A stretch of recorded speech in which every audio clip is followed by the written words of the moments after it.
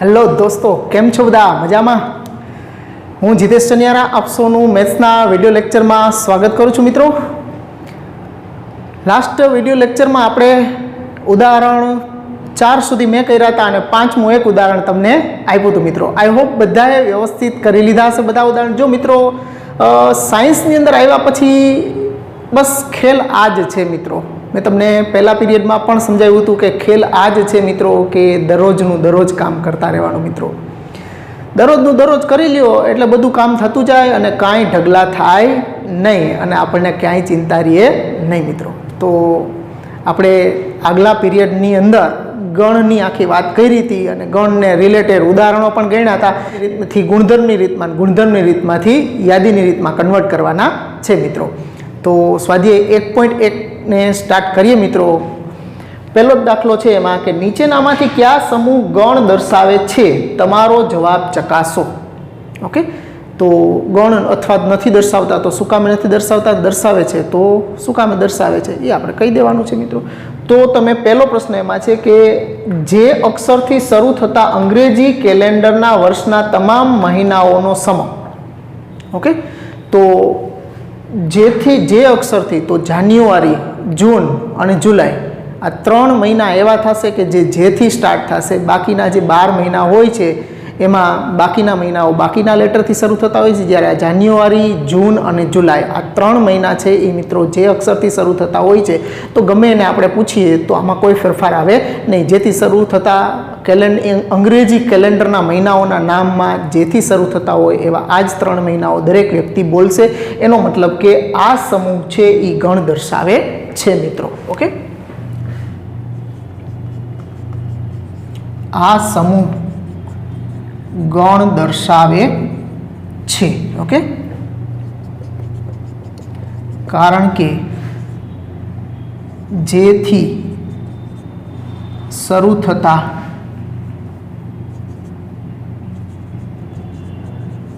અંગ્રેજી મહિનાઓ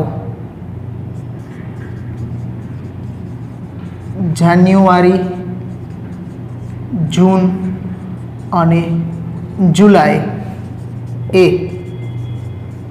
સુવ્યાખ્યાયિત જ છે.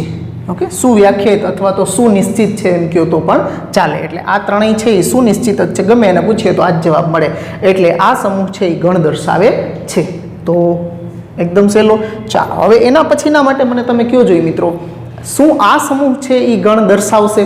જો ભારતના 10 અતિ પ્રતિભાશાળી લેખકોનો સમૂહ આ ગણ દર્શાવશે કે નહીં? તમને કયો જોઈએ. તમારા મગજથી અત્યારે મારી સામે બેઠા છો, હા કે નાનો જવાબ મગજમાં વિચારો જોઈએ તમે.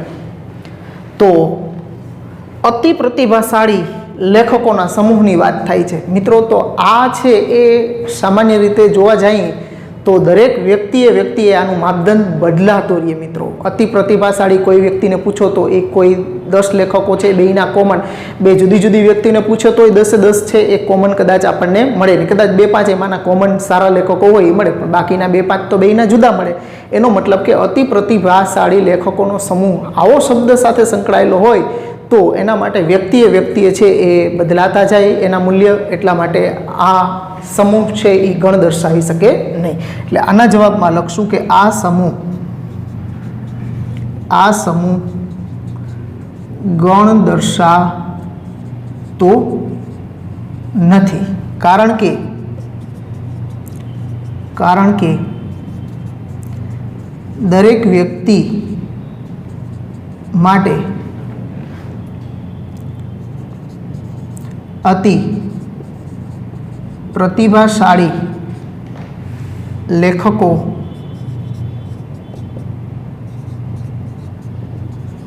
જુદા જુદા હોઈ શકે. ઓકે, એટલા માટે આ સમૂહ છે એ ગણ દર્શાવતો નથી મિત્રો. તો પછીનો ત્રીજો છે એના માટે કયો જોઈએ. આ તો તમારા ક્રિકેટનો પ્રશ્ન કહેવાય મિત્રો. તો દુનિયાના ક્રિકેટના ઉત્તમ 11 બેટ્સમેનોની ટીમ. હવે અહીંયા તકલીફ થઈ જાય મિત્રો. ઓકે, મને ગમતા હોય એ બધાને હું મારી ટીમમાં રાખું તો એમ તમને ગમતા હોય તમે તમારી ટીમમાં રાખી લ્યો ને મિત્રો. એનો મતલબ કે 11 જણા છે એ બેયના કોમન છે એ મળી શકે નહીં. તો અહીંયા પણ એ જ પ્રોબ્લેમ આવશે કે વ્યક્તિએ છે આની અંદર મતાંતર થઈ શકે, બદલાઈ શકે ખેલાડીઓ, એટલા માટે આ પણ સમૂહ છે એ ગણ દર્શાવશે નહીં મિત્રો. તો અહીંયા લખશું કે આ સમૂહ ગણ દર્શાવતો નથી, કારણ કે દરેક વ્યક્તિ એ દુનિયાના ક્રિકેટના ઉત્તમ 11 બેટ્સમેનોની ટીમ અલગ અલગ બની શકે, સુનિશ્ચિત રહે નહીં. એટલે આ છે એ સમૂહ સુનિશ્ચિત થતો નથી. તેથી આપેલ સમૂહ સુનિશ્ચિત ન બને. ઓકે, ચાલો હવે એના પછીનો છે, વાંચો જોઈએ. તમારા વર્ગના બધા જ છોકરાઓનો સમૂહ. તો શું થવું જોઈએ? આ સમૂહ છે એ ગણ થવો જોઈએ કે નહીં? ઓકે, કોઈ પણને પૂછવામાં આવે મિત્રો, કોઈ પણ બહારથી આવીને તમારા ક્લાસમાં જેટલા વિદ્યાર્થી બધા હાજર હોવા જોઈએ. ઓકે, એના માટે જ વાત કરવાની છે. એમાં પછી એક્સક્યુઝ નથી લેવાના કે 2 જણાને બહાર મોકલી દઈએ તો એટલા જ ન મળે કદાચ. ઓકે, એવું નથી વિચારવાનું. આપણે બધા હાજર જ છે એ સ્થિતિને વિચારવાની છે. તો કોઈ પણ વ્યક્તિ આવશે તો તમે માનો કે ક્લાસની અંદર 40 વિદ્યાર્થી બેઠા હોય તો 40 વિદ્યાર્થીઓ તમે હોય તો તમારા વર્ગના બધા જ છોકરાઓનો સમૂહ છે એ દરેક વ્યક્તિ માટે સરખો જ રહેવાનો છે. તો તમારા વર્ગના બધા જ છોકરાઓનો સમૂહ છે એ ગણ થશે. આ સમૂહ ગણ દર્શાવે છે,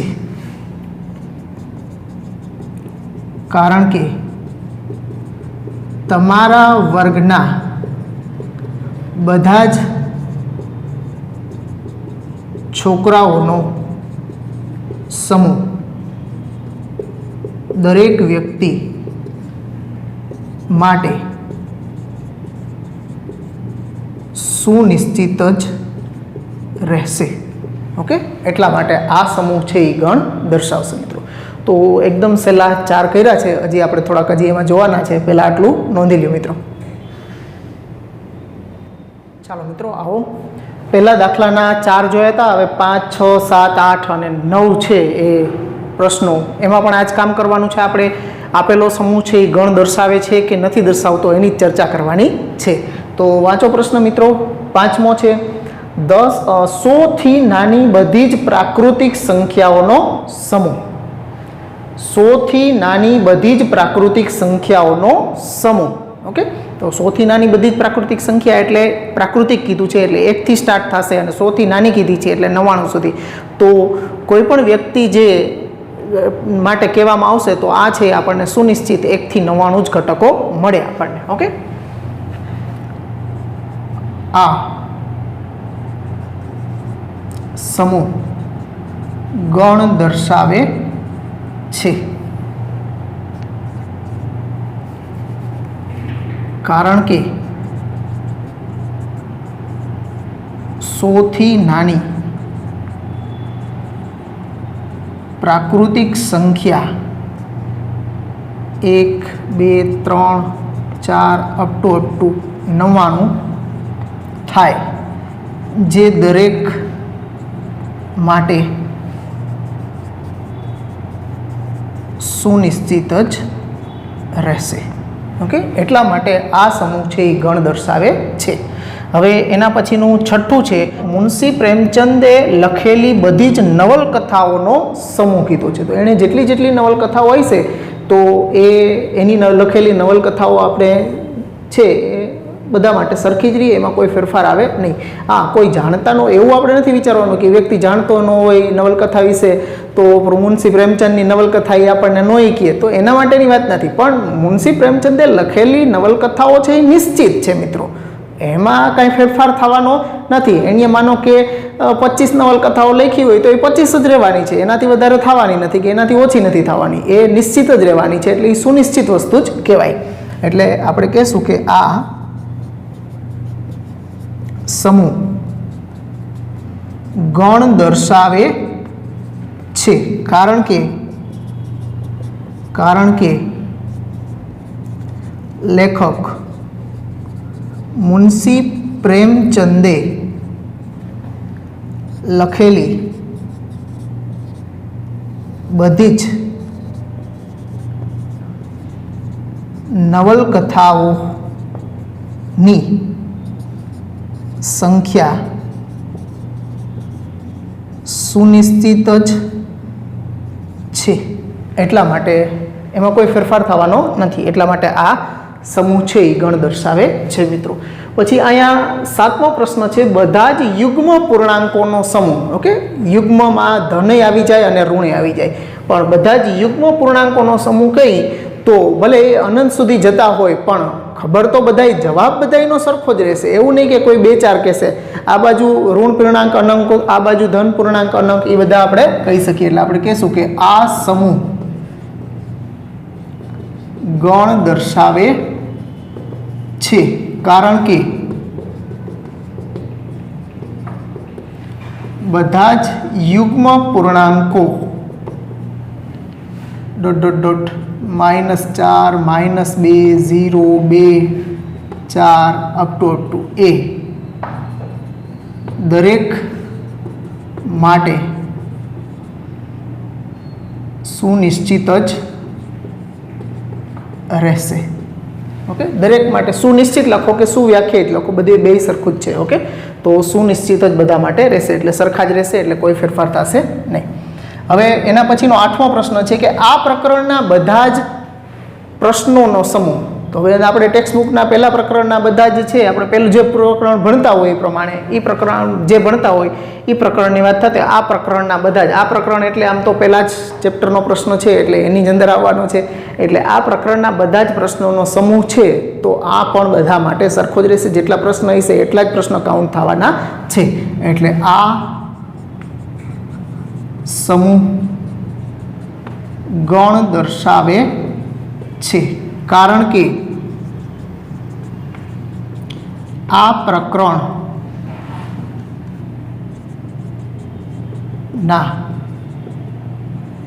બધા જ પ્રશ્નોનો સમૂહ એ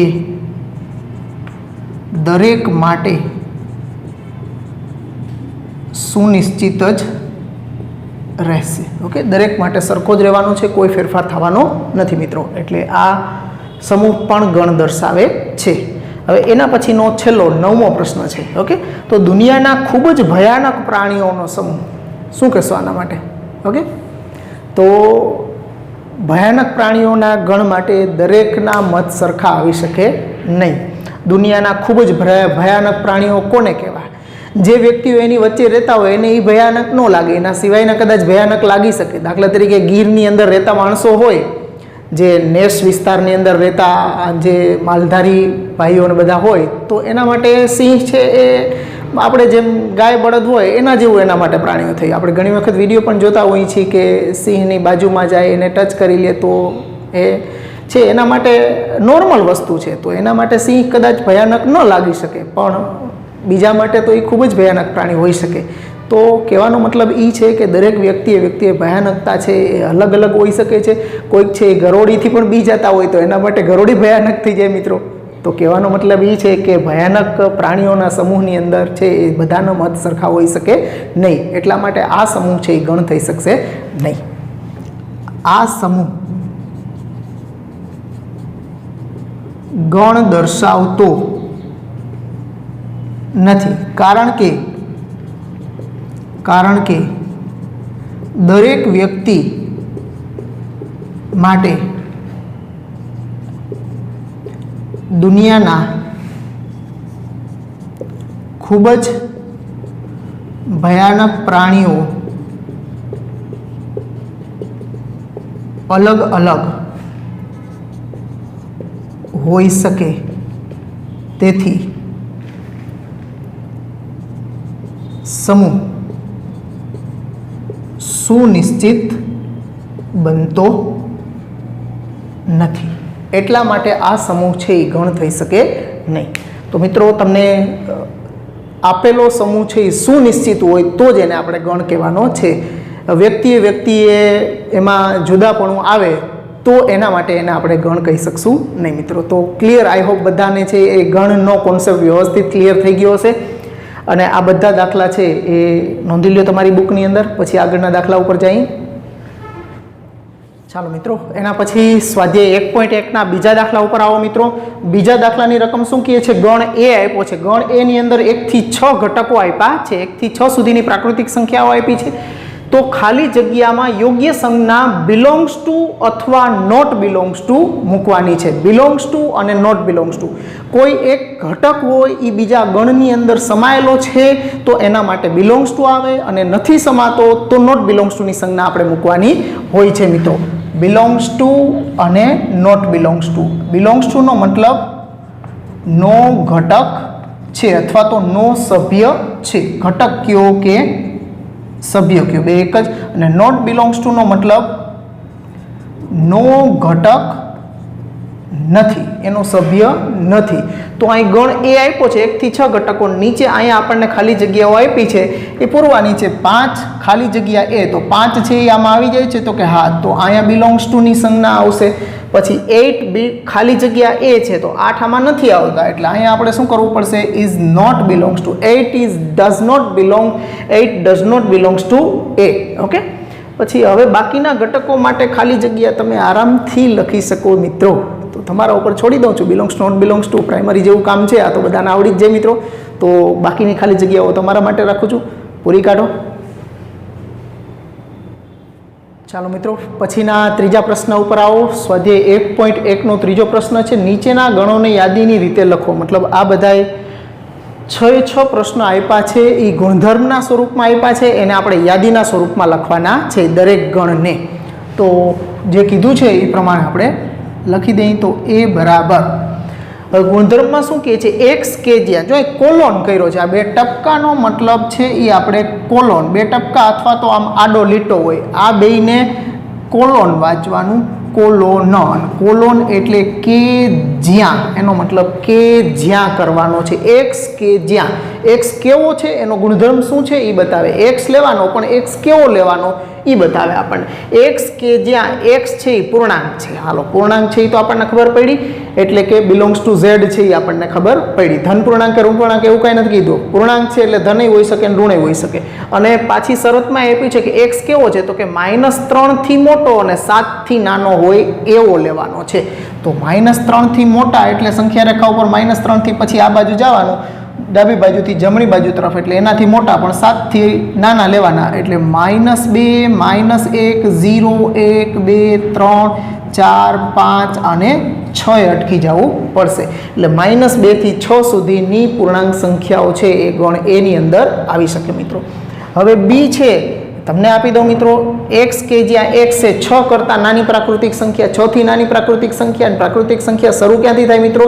તો કે 1 થી ચાલુ થાય. તો 1 થી લઈ અને નાની કીધી છે એટલે 6 નથી લેવાના, 1 થી લઈ અને 5 સુધી. તો આ બી છે, ચાલો લખી નાખો. હવે 1 સાટું શું બાકી રાખવા કા? 4 અને 5. ચાલો, સી બરાબર એક્સ કે જ્યાં એક્સ એ જેના અંકોનો સરવાળો 8 થતો હોય તેવી 2 અંકોની સંખ્યા કઈ થશે? હવે જેનો સરવાળો 8 થતો હોય એવી 2 અંકોની સંખ્યા આપણે લેવાની છે. તો સી બરાબર 2 અંકોની સંખ્યામાં 1 થી લઈ તો 1 અને 7, 8 થાય એટલે 17 આવશે. પછી બેગડો લઈએ તો 2 અને 6, મતલબ ઘટાડતા જવાના. પછી 3 અને 5, પછી 4 સાથે 4, 44.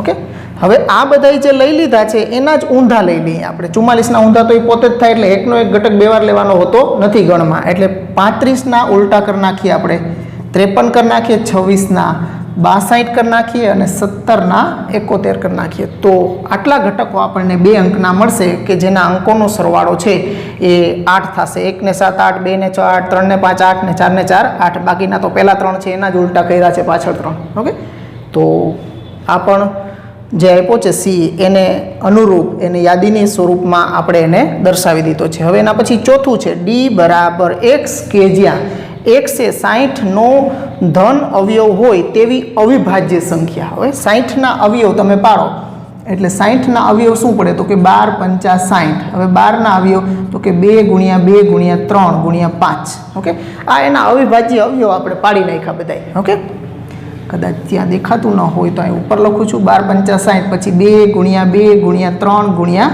5. તો તમે જોઈ શકો છો 2 ગુણ્યા 2 ગુણ્યા 3 ગુણ્યા 5 એટલે આ 60 થયા. હવે એમાં અવિભાજ્ય તો બધા અવિભાજ્ય જ અવયવ લખ્યા છે તો 2 3 અને 5 આવશે. બગડો એકનો એક 2 વખત આવે છે તો એને તો 2 વખત ગણમાં લઈ શકીએ નહીં એટલે 2 3 અને 5. તો ડી બરાબર 2 3 5.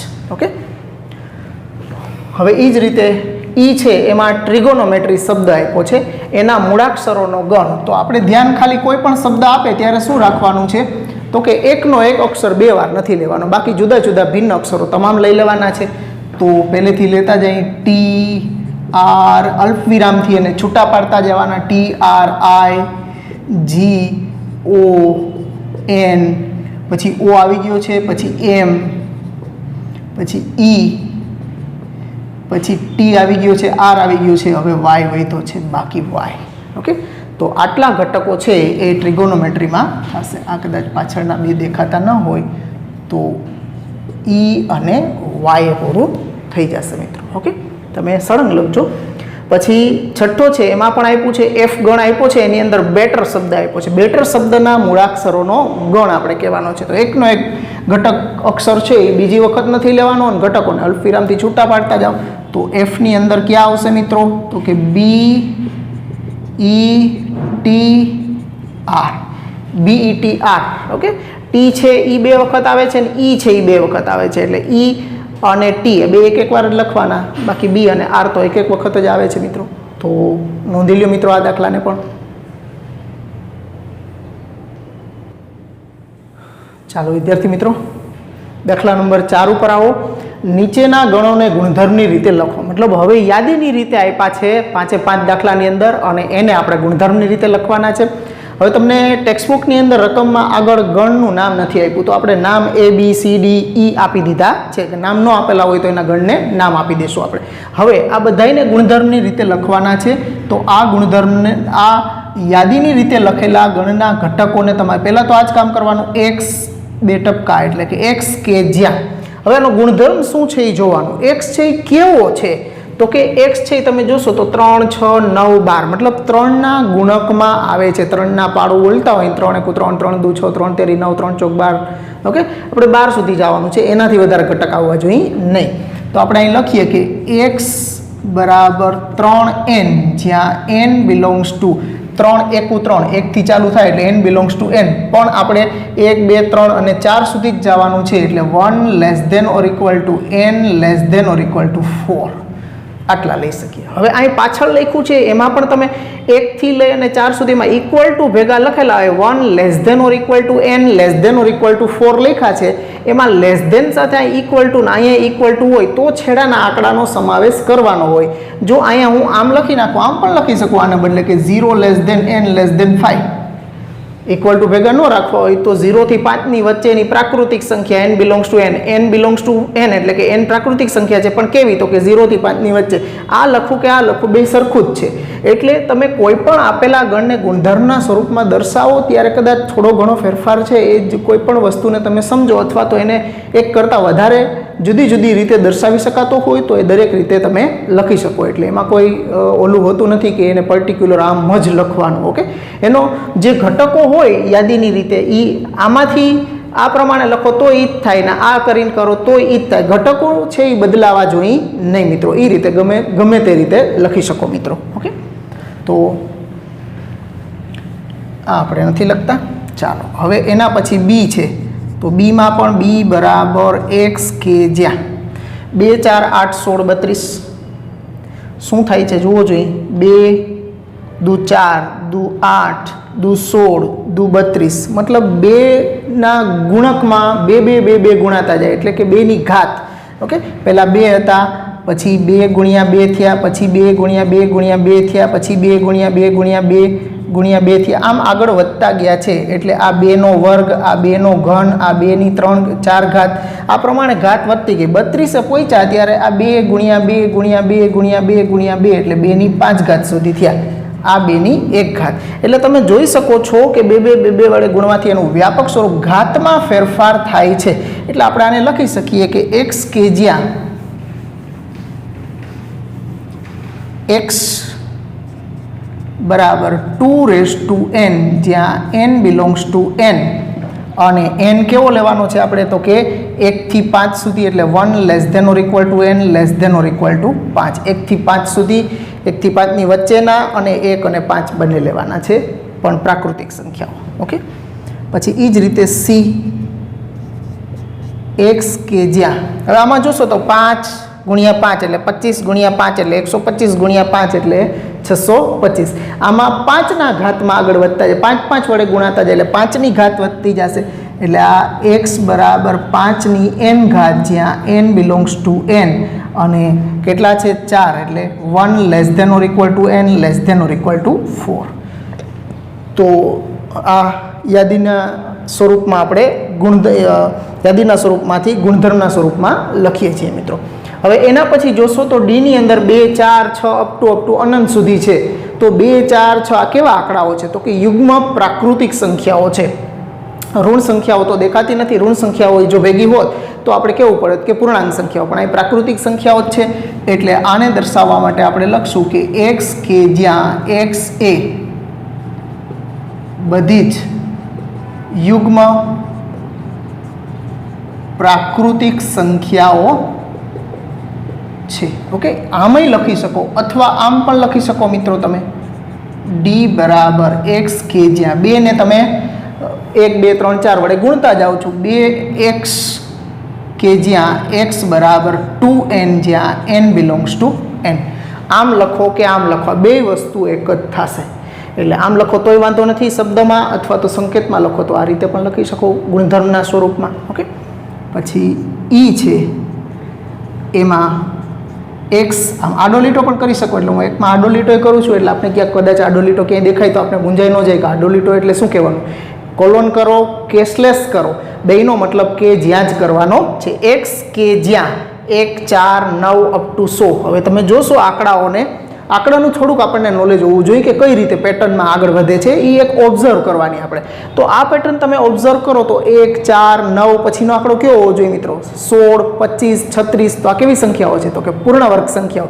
ઈ ને ઈ સંખ્યાનો એની સાથેનો ગુણાકાર બતાવે છે. તો પૂર્ણ વર્ગ સંખ્યાઓ બધી આવતી હોય તો આને આપણે આમ લખી શકીએ x કે જ્યાં x બરાબર n સ્ક્વેર, જ્યાં n is belongs to n. અને ક્યાં સુધી જવાનું છે? તો કે છેલ્લે 1 થી સ્ટાર્ટ થઈને છેલ્લે 10 છે એ કોનો વર્ગ થાય? તો કે 100 છે એ કોનો વર્ગ થાય? તો કે 10નો વર્ગ થાય. એટલે 1 less than or equal to n less than or equal to 10 સુધી આપણે જવું પડશે. x કે જ્યાં x બરાબર n નો square, n belongs to n, અને n છે એ 1 થી 10 સુધીની સંખ્યાઓ આપણે લેવાની છે મિત્રો. તો આ આપણને આપેલા યાદીની રીતમાંથી ગુણધર્મની રીતમાં આપણે દર્શાવ્યા છે. એટલે તમારે એનો ગુણધર્મ ગોતવાનો, કઈ પેટર્નમાં જાય છે એ પ્રમાણે આપણે લખાણ કરી દેવાનું મિત્રો. એટલે પ્રેક્ટિસ કરો એટલે આ પણ આવડી જાય એવું મિત્રો હોય છે. નોંધી લ્યો આને પણ. ચાલો, એના પછી મિત્રો સ્વાધ્યાય 1.1નો 5મો દાખલો છે. એમાં પણ ગુણધર્મની રીતે આપણને ગણ આપેલા છે, એને યાદીના સ્વરૂપમાં લખવાના, એટલે કે એના ઘટકો લખવાના છે. કે નીચેના ગણોના બધા જ ઘટકો લખો. તો તમને જે આવડી જાય એ તમારા માટે રાખી દઉં છું મિત્રો. ગણ એ આપ્યો છે પહેલો, a બરાબર x કે જ્યાં x એ અયુગ્મ પ્રાકૃતિક સંખ્યા છે. તો એકી પ્રાકૃતિક સંખ્યાઓ 1 3 5 7 પણ અનંત સુધી હોય, એટલે પછી ડોટ ડોટ ડોટ કરીને લખવાનું રહેશે. તો આ a છે એમાં 1 3 5 7 9 અપ ટુ આ રીતે. હવે બી ની અંદર જુઓ તો b બરાબર x કે જ્યાં x એ પૂર્ણાંક છે, પણ કેવો? તો કે -1/2 થી 9/2 વચ્ચેનો. -1/2 એટલે કેટલા? તો કે -0.5 લેસ ધેન x, એટલે 9ના અડધા કેટલા? તો કે 4.5. એટલે -0.5 થી 4.5 વચ્ચેના પૂર્ણાંક આપણે લેવાના છે. તો કયા કયા પૂર્ણાંક આવશે મિત્રો આ બી ની અંદર? કયો જોઈ તમે મને? ક્યાંથી સ્ટાર્ટ કરું? -1 નહીં મિત્રો, 0 થી. ઓકે, 0 1 2 3 4 આવશે કે નહીં આવે? લેવાના 4? તો કે હા લેવાના. 4.5 થી નાના કીધા છે. અહીંયા માનો કે 4 હોત તો 4 નો આવત, પણ 4.5 થી નાના એટલે 4 લેવાના થશે મિત્રો. પછીનું છે સી બરાબર x, કે જ્યાં x એ પૂર્ણાંક છે, x² is less than or equal to 4. હવે જો અહીં પૂર્ણાંક છે એમ કીધું છે, ધન પૂર્ણાંક કેવું નથી કીધું, એટલે ઋણ પણ હોઈ શકે. અને ઈ સંખ્યાનો વર્ગ છે એ 4 અથવા 4 થી નાનો હોવો જોઈએ, less than or equal to 4 અથવા 4 થી નાનો હોવો જોઈએ. તો એવી કઈ સંખ્યાઓ? તો કે ઋણ સંખ્યા આપણે એ તો ખબર પડે છે કે 2 નો વર્ગ 4 થાય, એટલે 0 1 અને 2 એમ આ બાજુ -1 અને -2 ના વર્ગ પણ 4 અથવા 4 થી નાના થશે. એટલે -2 -1 0 1 અને 2 આપણે x લખવાના છે, એનો વર્ગ કરીને નથી લખવાના. ઓકે, એનો વર્ગ છે એ 4 કે 4 થી નાનો થવો જોઈએ. એ શરતના અનુસંધાનમાં એવા બધા x લખવાના છે. ચાલો, એના પછી ડી બરાબર x, કે જ્યાં x એ લોયલ શબ્દના મૂળાક્ષરો છે. તો તમારા માટે રાખી દઉં છું મિત્રો, 1 નો 1 HW, 1 નો 1 અક્ષર 2 વાર લખવાનો નથી. ઓકે, આમાં 2 વખત L આવે છે, એટલે પહેલા 4 અક્ષર લખવાના છે. એનો ક્રમ એમ A ને L ને એમ તમારે ગોઠવીને લખવાની જરૂર નથી, ગમે એમ આડાવડા લખી શકીએ આપણે. પહેલેથી લઈને સ્ટાર્ટ કરવાનું, લખી દેવાના. ઓકે, ચાલો. હવે ઈ છે x, કે જ્યાં x એ વર્ષનો 31 દિવસનો ન હોય તેવો મહિનો આપણે કહેવાનો છે. હવે 30 દિવસના અને 31 દિવસના મહિના ક્યાં હોય? ઓકે, એ તમને ખબર હોવી જરૂરી છે. ઓકે, જો કદાચ ખબર ન હોય તો હું તમને શીખવાડું છું મિત્રો. તમારે કાંઈ યાદ રાખવાની જરૂર નથી. તમને કદાચ તમારામાંથી કેટલાકને ખબર પણ હશે કે આવું તમને ઘણી વખત તમારા ટીચરે અથવા તો તમારા પેરેન્ટ્સે શીખવાડ્યું હોય કે તમારા અંગ્રેજી મહિનાઓ છે એમાં દિવસોની સંખ્યા છે તમારે જાણવી હોય તો તમારે આ બાજુથી અથવા તો આ બાજુથી ગમે ત્યાંથી સ્ટાર્ટ કરી શકો. અહીંથી સ્ટાર્ટ કરો. આ તમારા જે ઉપર જે દેખાય છે ઢેચા, એ ઢેચા અને અંદરનો ખાડો, ઓકે, એ બધાને ગણતા જવાના.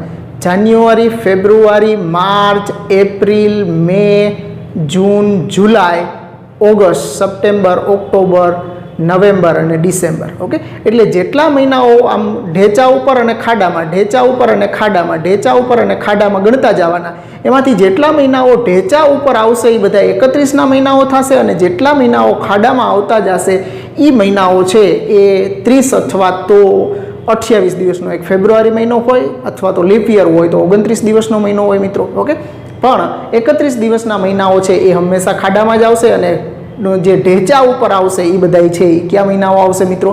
તો કે 31ના મહિનાઓ આવશે. જો અહીંયા તમે જોશો તો જુલાઈ અને ઓગસ્ટ, ઓકે, જાન્યુઆરી, ફેબ્રુઆરી, માર્ચ, એપ્રિલ, મે, જૂન, જુલાઈ અને ઓગસ્ટ, તો આ 2 એવા મહિનાઓ હોય કે જે 31ના મહિનાઓ બાજુબાજુમાં જ આવતા હોય. એટલે જુલાઈ અને ઓગસ્ટ 2 મહિનાની અંદર 31 દિવસો જ હોય છે મિત્રો. તો આની અંદર તમારે લખવું હોય તો હવે તમારા ઉપર છોડી દઉં છું. ઓકે, તમને કહી દીધું છે તો લખવાનું કામ તમારું હવે. ઓકે, કયા કયા મહિનાઓ આવશે કે જેમાં 31 દિવસો નથી આવતા એ તમામ લખવાના છે મિત્રો. એટલે 6 મહિનાઓના નામ લખવાના થશે. ગુજરાતીમાં લખતા જાજો. જાન્યુઆરી નહીં આવે, પછી ફેબ્રુઆરી, માર્ચ નહીં આવે, એપ્રિલ, એ પ્રમાણે. ઓકે, એક છોડીને એક લખતો જવાનો રહેશે. પછી અહીંયા જોજો જુલાઈ અને ઓગસ્ટની 2 મહિના છોડી દેવા પડશે, કારણ કે 2માં 31 હોય. ઓકે, પછી એફ, x, કે જ્યાં x એ અંગ્રેજી મૂળાક્ષરોની ક્રમાનુસાર યાદીમાં કે પહેલાનો વ્યંજન. ઓકે, હવે સ્વરની આપણને ખબર હોવી જોઈએ. ટોટલ 26 મૂળાક્ષરો છે અંગ્રેજીમાં, એમાંથી સ્વર કેટલા છે? સ્વર તો કે A, E, I, O અને U, આ 5 સ્વર છે. હવે કે ની પહેલા ABCD તમે ચાલુ કરો એટલે A તો આવી જ જાય પહેલા, B, C, D, E, F, G, H, I, J અને K. કે ની પહેલા એટલે જે સુધી તમારે જવાનું છે, પણ એની પહેલા આ 3 છે એ સ્વર આવે, એટલે આ 3 કાઢી નાખવાના છે. અને જે સુધી A થી એટલે B થી સ્ટાર્ટ થશે, B થી લઈ અને જે સુધી, અને એમાં તમારે આ 3 નીકળી જશે. આ 3 2 તો હજી કે સુધીમાં આવ્યા જ નહીં હોય. ઓકે, એટલે આ પણ તમને આપી દઉં છું. આમાં પણ થોડોક પ્રયત્ન તમે કરો. ઓકે, તો એકદમ સહેલા છે મિત્રો, નોંધી લ્યો. ચાલો મિત્રો, સ્વાધ્યાય 1.1ના છઠ્ઠા દાખલા, છેલ્લા દાખલા ઉપર આવો મિત્રો. ડાબી બાજુએ યાદીની રીતે દર્શાવેલ ગણોને જમણી બાજુએ તેના જ ગુણધર્મની રીતે દર્શાવેલા ગણો સાથે સાંકળવાના, મતલબ જોડકા જોડવાના છે મિત્રો. ઓકે, આવું કામ તમે 5મા ઉદાહરણમાં કરી ગયા છો. ફરી પાછું અહીંયા સ્વાધ્યાયમાં પણ એક જોડકું આવ્યું છે આપણી સામે. ઓકે, તો 1 2 3 6 2 6 MATHE ICS અને 1 3 5 7 9 આપ્યા છે. યાદીની રીતે આપ્યા છે, સામે એના ગુણધર્મની રીતે આપ્યા છે. તો 1 2 3 6 x એ અવિભાજ્ય સંખ્યા છે અને 6 નો અવયવ છે. અવિભાજ્ય હોવી જોઈએ અને 6 નો અવયવ. તો આમાં 6 ના અવયવ છે પણ બધાય અવિભાજ્ય નથી. 6 અવિભાજ્ય નથી અને 1 પણ અવિભાજ્ય નથી. 1 છે એ વિભાજ્ય ન કહેવાય અને અવિભાજ્ય ન કહેવાય. અવિભાજ્ય સંખ્યાઓ 2 થી સ્ટાર્ટ થશે, 2 3 5 7 એ રીતે. ઓકે, એક બગડો જ એવી સંખ્યા છે કે જે બેકી અવિભાજ્ય સંખ્યા હોય, બાકી બધી એકીમાં જ મળશે તમને. ઓકે, એટલે આની સાથે જોડાશે એ x એ પ્રાકૃતિક સંખ્યા છે પણ 6 નો અવયવ છે, એટલે પહેલા સાથે c જોડાશે. પછી 2 3 છે એની સાથે આ 6 નો અવયવ છે પણ અવિભાજ્ય. અવિભાજ્ય 2 અને 3 છે એ 6 ના જ અવયવ છે પણ અવિભાજ્ય, એટલે બીજા સાથે a જોડાશે. પછી આ તો દેખાય જ છે, મેથેમેટિક્સ શબ્દના મૂળાક્ષરો છે એટલે d અને 1 3 5 7 9 એટલે 10 કરતાં નાની અયુગ્મ પ્રાકૃતિક સંખ્યાઓ છે એટલે આની સાથે b. એટલે પહેલા સાથે c, બીજા સાથે a, ત્રીજા સાથે d અને ચોથા સાથે b જોડાશે. તો આ બધાય આગળ કર્યા હતા એવા જ દાખલાઓ છે. ગણ કોને કહેવાય, આપેલો સમૂહ ગણ છે કે નહીં, ઓકે, એને રિલેટેડ જોયા દાખલા. પછી યાદીની રીતમાંથી ગુણધર્મમાંથી યાદીમાં ફેરવવાના દાખલાઓ જોયા. અહીંયા સ્વાધ્યાય 1.1 આપણું પૂરું થાય છે મિત્રો. વ્યવસ્થિત પ્રેક્ટિસ કરી લેવાની છે. હવે નેક્સ્ટ પીરિયડમાં આપણે આગળની થિયરીમાં આગળ વધશું મિત્રો. તો ત્યાં સુધી રજા આપો, ફરી પાછા મળશું. Good bye.